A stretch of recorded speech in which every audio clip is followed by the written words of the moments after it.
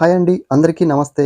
ఇవాళ ఈ వీడియో చేయడానికి కారణం ఏమంటే, మనలో చాలామందికి ఆగస్టు 15 స్వాతంత్ర దినోత్సవానికి, జనవరి 26 గణతంత్ర దినోత్సవానికి తేడా ఏంటో తెలియదు.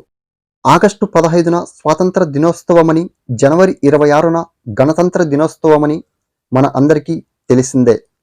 భారతదేశ పౌరులమైన మనం చేసుకోవాల్సిన అతి ముఖ్యమైన పండుగలు ఈ రెండే. ఈ రెండు పండుగలకు మనం చేసే కామన్ పని జెండా ఎగరవేయడం, పాఠశాలలు, కార్యాలయాలు, బహిరంగ ప్రదేశాలు, కూడళ్లలో త్రివర్ణ పతాకాన్ని ఎగరవేసి జెండా వందనం చేసి మిఠాయిలు పంచుకోవడం. అయితే ఆగస్టు 15కు, జనవరి 26కు మనకు తెలియని కొన్ని తేడాలు ఏంటో మనలో చాలామందికి తెలియదు. అవి ఏవంటే, బ్రిటిష్ పరిపాలన నుంచి విముక్తి పొంది స్వేచ్ఛా వాయువును పీల్చుకుంటూ దేశానికి స్వాతంత్రం సిద్ధించిన రోజు కాబట్టి ఆగస్టు 15న స్వాతంత్ర దినోత్సవాన్ని మనం జరుపుకుంటాం. అలాగే మనం ఎవరు, మన గుర్తింపు ఏమిటి, మనం చేయాల్సిన విధులు ఏంటి, మనకు రక్షణ ఏది అనే విధి విధానాలను రాజ్యాంగం మనకు చెబుతుంది. మన హక్కులు, బాధ్యతలు అన్నీ మనకు చెప్పేది రాజ్యాంగమే. 1950 జనవరి 26న మన దేశ రాజ్యాంగం అమలులోకి వచ్చిన రోజు కాబట్టి ప్రతి సంవత్సరం జనవరి 26న గణతంత్ర దినోత్సవాన్ని జరుపుకుంటాం. అయితే ఆగస్టు 15కి, జనవరి 26కి జెండా ఎగరవేసే విషయంలో కూడా కొన్ని తేడాలు ఉన్నాయి. ఆగస్టు 15న స్వాతంత్ర దినోత్సవం నాడు జాతీయ జెండాను స్తంభం కింద భాగంలో కట్టి పైకి లాగి జెండా ఆవిష్కరణ చేస్తారు.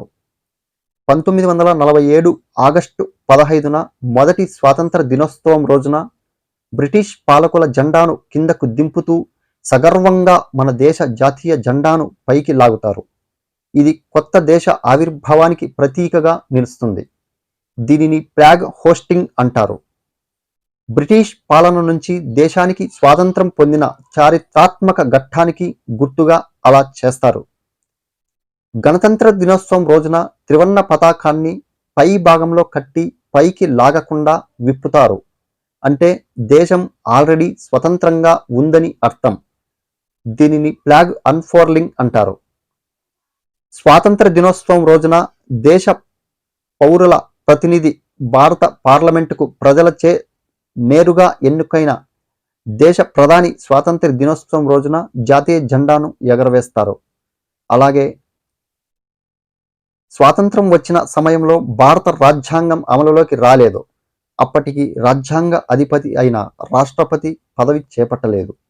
దీంతో రాజ్యాంగం అమలులోకి వచ్చిన జనవరి 26న రాజ్యాంగ అధిపతి అయిన రాష్ట్రపతి రిపబ్లిక్ డే నాడు మహోన్నత త్రివర్ణ పతాకాన్ని ఆవిష్కరిస్తారు. స్వాతంత్ర దినోత్సవం నాడు స్వాతంత్ర దినోత్సవ వేడుకలు ఎర్రకోటలో జరుగుతాయి. గణతంత్ర దినోత్సవం నాడు గణతంత్ర దినోత్సవ వేడుకలు రాజ్పథ్లో నిర్వహిస్తారు. అలాగే స్వాతంత్ర దినోత్సవ కార్యక్రమాలకు అతిథులు ఎవరు హాజరు కారు. అదే గణతంత్ర దినోత్సవానికైతే అతిథులు హాజరవుతారు. స్వాతంత్ర దినోత్సవం నాడు సాంస్కృతిక కార్యక్రమాలు నిర్వహించరు. అదే గణతంత్ర దినోత్సవం నాడు సాంస్కృతిక కార్యక్రమాలను నిర్వహించి అంగరంగ వైభవంగా గణతంత్ర దినోత్సవ వేడుకలు నిర్వహిస్తారు. ఇదండి ఆగస్టు 15కు, జనవరి 26కు మధ్య గల తేడాలు. ఇంకా మీకు తెలిసిన విషయాలు ఏమైనా ఉంటే దయచేసి కామెంట్లో షేర్ చేసి తెలపగలరు.